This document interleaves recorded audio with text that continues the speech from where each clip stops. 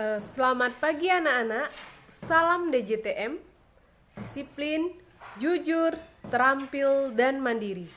Baik, untuk pembelajaran pada hari ini, kita akan mempelajari tentang persatuan dan kesatuan, dan juga bagaimana para tokoh bangsa kita bersatu padu membangun ekonomi bangsa Indonesia di awal-awal kemerdekaan.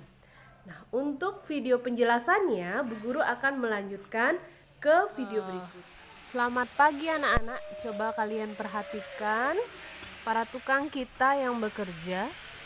Mereka bersatu padu bersama-sama membagi tugas dalam mengerjakan segala keperluan bangunan di sekolah ini. Jadi kalau kalian amati, sehingga gedung yang besar ini, berlantai 2 ini, bisa diselesaikan dalam setahun. Itu adalah bentuk kerjasama, bentuk persatuan dalam kehidupan kita sehari-hari. Jadi semua tahu tugasnya, membagi tugasnya, sama-sama bersatu untuk mengerjakan.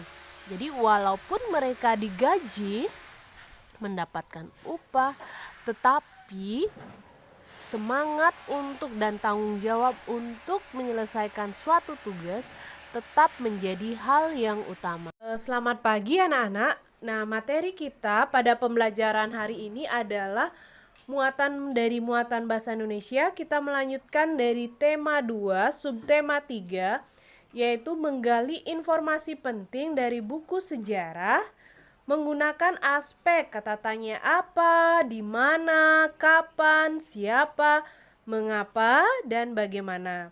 Dan ini adalah hubungannya dengan pembuatan mind map.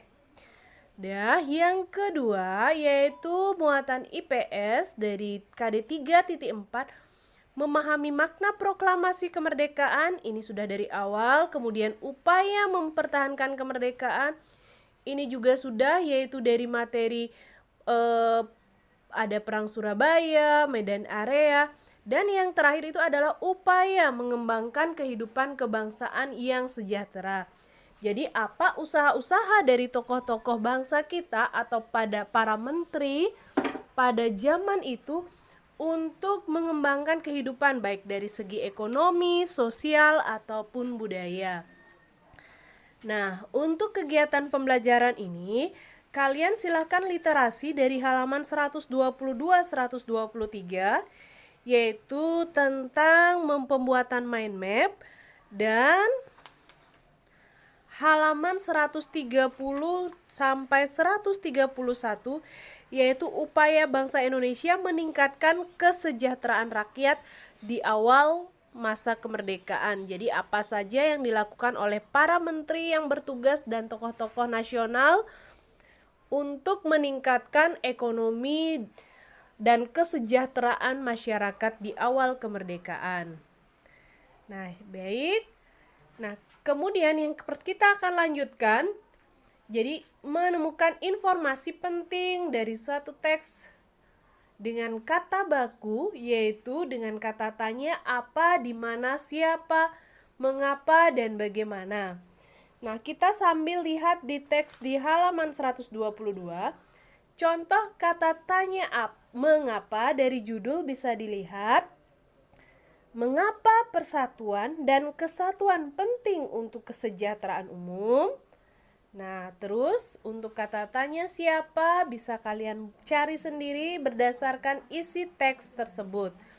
Sehingga dengan membuat diagramnya nanti berupa mind map, kita akan mudah menemukan kata atau informasi dari teks tersebut, dan biasakanlah menggunakan kata yang baku dan kalimat yang efektif.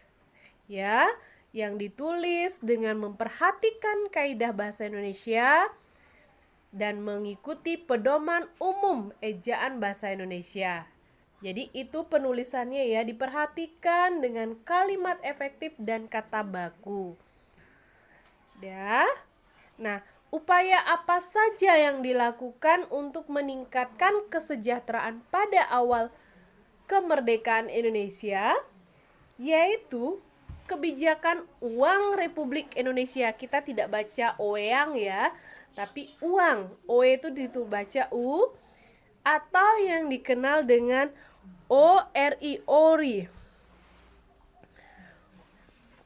ORI uang Republik Indonesia itu dikeluarkan pada karena 1 Oktober 1946 pemerintah mengeluarkan larangan untuk menggunakan uang nica dan diganti dengan ori sebagai alat pembayaran resmi.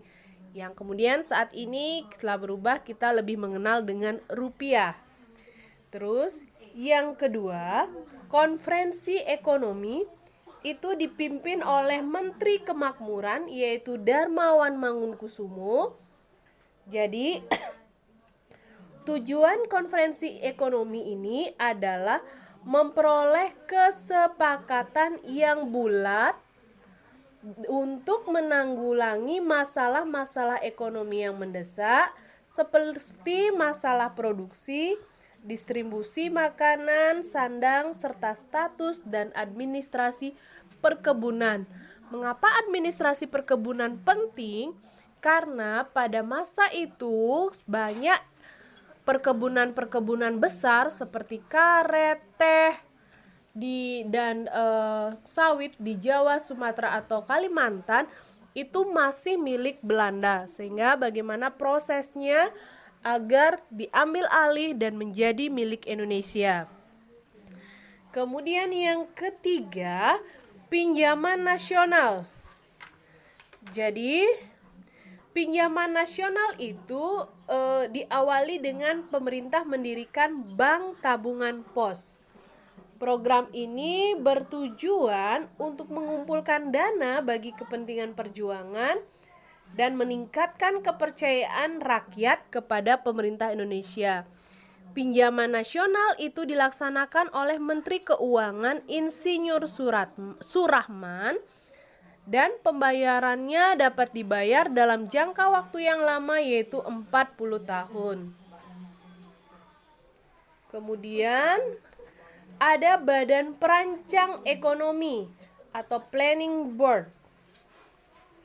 Badan Perancang Ekonomi diusulkan oleh Menteri Kemakmuran A.K. Ghani dan badan ini bertugas membuat rencana pembangunan ekonomi dalam jangka waktu 2-3 tahun. Program ini meliputi menasionalkan bangunan umum, perkebunan dan industri menjadi milik negara serta penyitaan perusahaan milik Jepang sebagai ganti rugi terhadap Indonesia.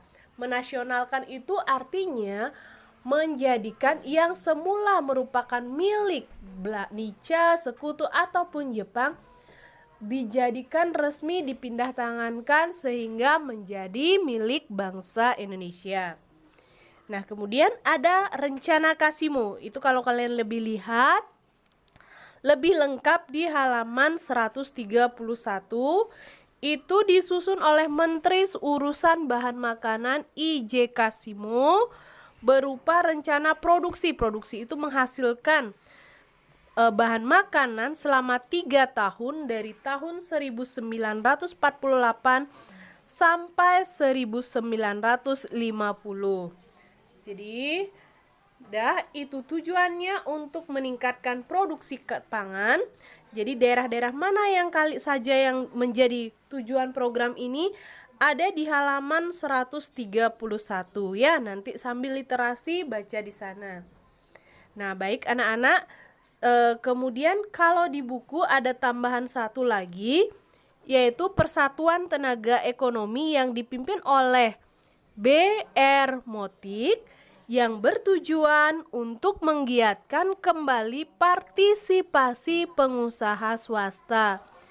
Jadi, untuk melenyapkan individualisasi di kalangan organisasi pedagang sehingga dapat memperoleh ketahanan ekonomi bangsa Indonesia. Nah, baik, setelah penjelasan ini, Bu Guru berharap kalian kembali walaupun sudah literasi, kembali lagi membaca materi yang di buku Setelah itu kita akan mengadakan evaluasi. Sekian anak-anak, terima kasih.